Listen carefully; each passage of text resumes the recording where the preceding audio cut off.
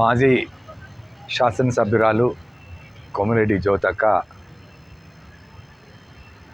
మన ముందు లేకపోవడం, సడన్గా హార్ట్ అటాక్ వచ్చి మరి అందరినీ వదిలిపోవడం బాధాకరంగా ఉంది.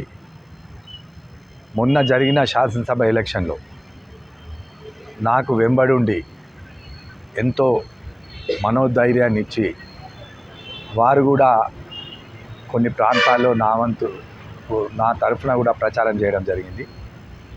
మరి ఇవాళ వారు లేకపోవడం చాలా బాధాకరం. ఎందుకంటే కొన్ని సంవత్సరాల నుంచి కూడా కొమిరెడ్డి రాములు గారు కానివ్వండి, కొమిరెడ్డి జ్యోతి కానివ్వండి, వారు ప్రజాసేవలో ఎప్పుడూ ముందుండేవారు. ముఖ్యంగా ఎక్కడైతే బీసీలకు అన్యాయం జరుగుతుందో, ముఖ్యంగా బీసీల కోసం పోరాటం చేసిన నాయకునిగా కొమిరెడ్డి రాములు గారికి ఎంతో పెద్ద పేరున్నది ఉమ్మడి కరీంనగర్ జిల్లాలో. మేమందరం కూడా రాజకీయాల్లో విభేదించినా కానీ కొన్ని ఇట్లో మేమందరం కలిసి పనిచేసేవాళ్ళం. మొన్నటి ఎలక్షన్లో కొమిరెడ్డి కరం గారు కానివ్వండి, జ్యోతక్క గారు కానివ్వండి, నా గెలుపు కోసం ఎంతో కృషి చేసినారు.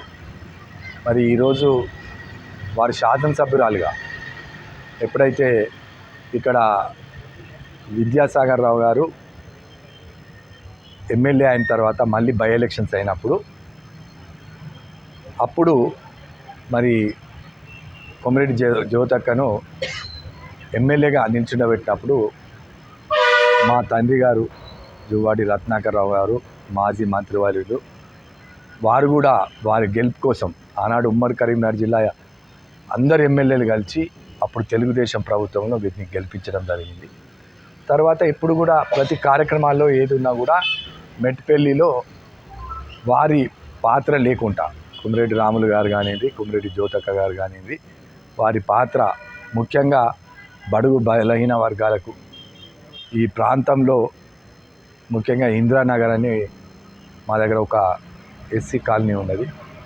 అందులో వారు ఇందిరమ్మ ఇండ్లు కూడా చాలామంది పేద ప్రజలకు కట్టించడం జరిగింది. ఎప్పుడు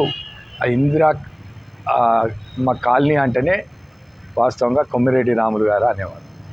సో అలాంటిది రాములు గారు కానివ్వండి, వారి సతీమణి మాజీ శాసనసభ్యులు జ్యోతక్క లేని లోటు స్పష్టంగా ఇవాళ మెట్పల్లి నియోజకవర్గంలో వారి లేకపోవడం అన్నది కనిపిస్తూ ఉన్నది.